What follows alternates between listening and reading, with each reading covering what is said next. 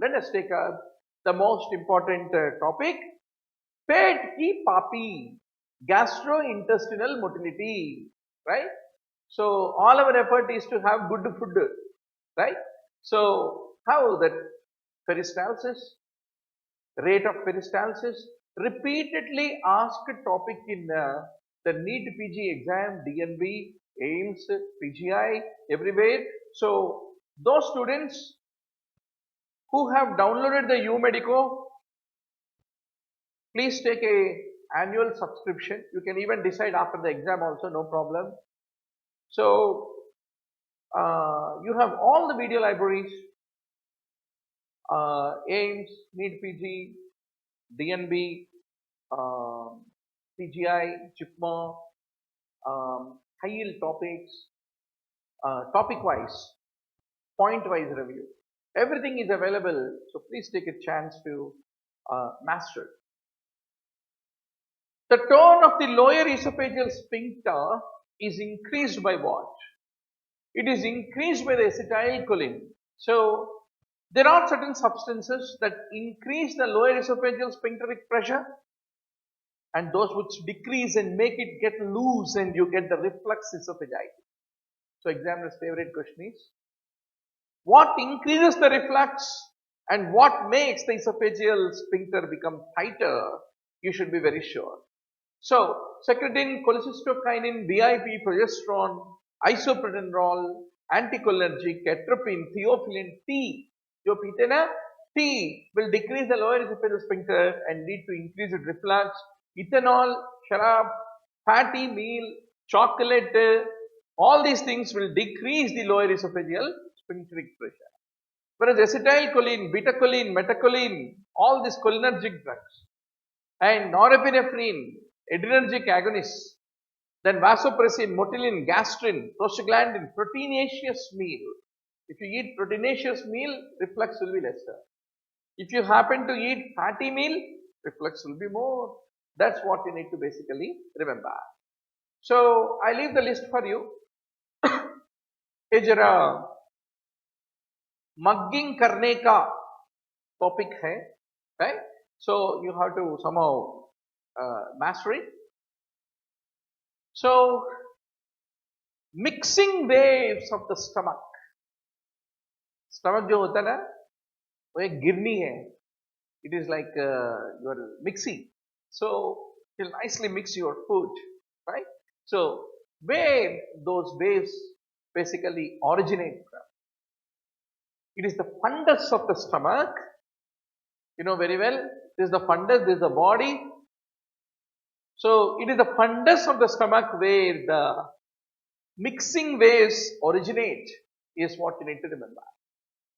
So there are gentle mixing waves every 20 seconds. They mix the bolus with 2.5 liters per day of gastric juice to turn it into chyme. Then more vigorous waves, they travel from the fundus, the body, and from the body to the pyloric area. By the time you come to pyloric area, there are more vigorous type of waves which are called type 2 waves. But where do they originate? They originate basically in the fundus. The slow mixing waves originate in the fundus is what you have to remember. So if you look at the stomach, the first thing is propulsion. The peristaltic waves moves from the fundus towards the pylorus. Then you have grinding, the most vigorous peristalsis, and mixing occurs very close to the pylorus.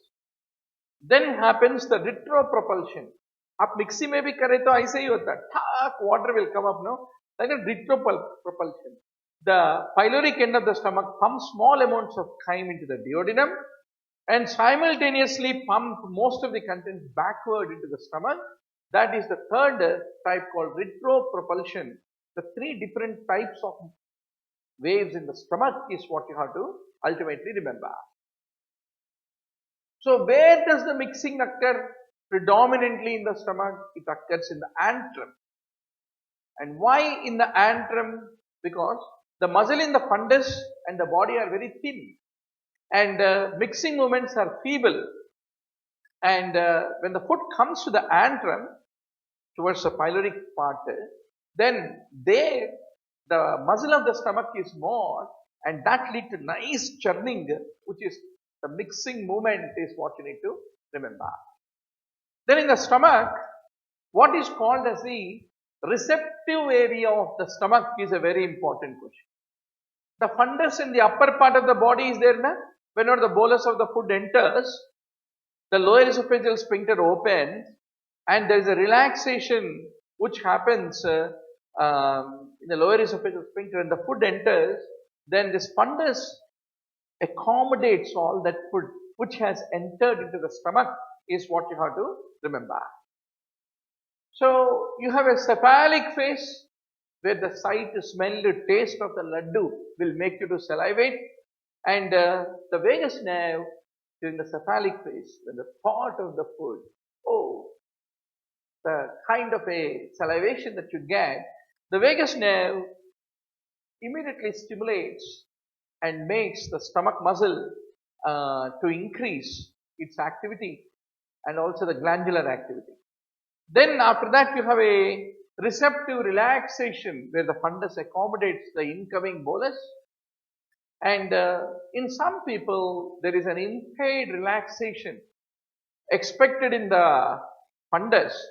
If there is any such impaired accommodation, then the bolus which is entering, instead of staying for a while in the fundus, become pushed towards the antrum unduly. That is what you will find. So fundamentally, the motility disorders of the gut, very big topic, doctor. Tomorrow you will do MD General Medicine, DM Gastroenterology, and after doing DM Gastroenterology, you may become the world's biggest specialist in constipation, and the motility disorders of the gut is a possibility. Or you may be becoming a hepatic transplant, operating in Japan, operating in China, next day operating in New Delhi, then in Mumbai. Dream big, doctor. You dream big, you will enjoy the evening, right? Now, you have a receptive relaxation where you are, after that you have a retropropulsion, etc., etc. So in the fasting state, the food enters the stomach, there is a receptive relaxation accommodation.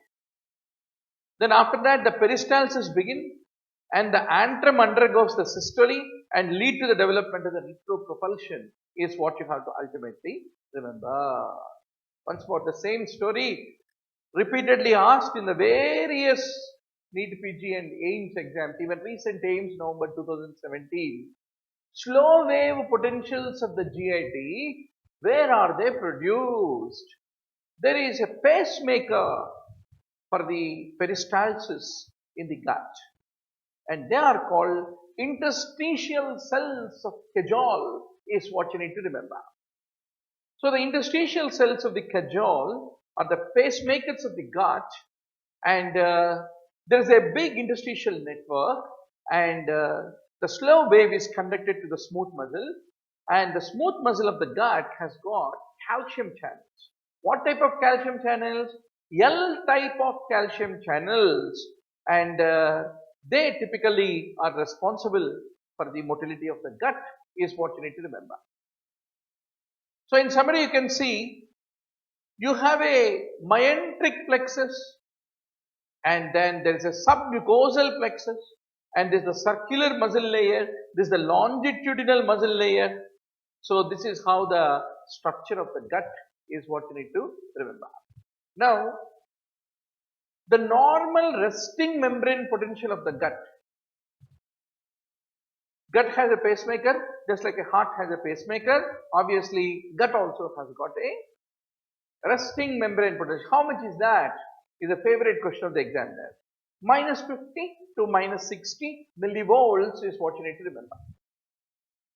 And there are spike potentials that occur automatically whenever this resting membrane potential is coming down to minus 40 millivolts, whenever it is becoming positive, that lead to spike potentials, and that makes the calcium sodium channels to get opened up, and that is how the muscle contraction occurred and the peristalsis is sustained is what you need to remember.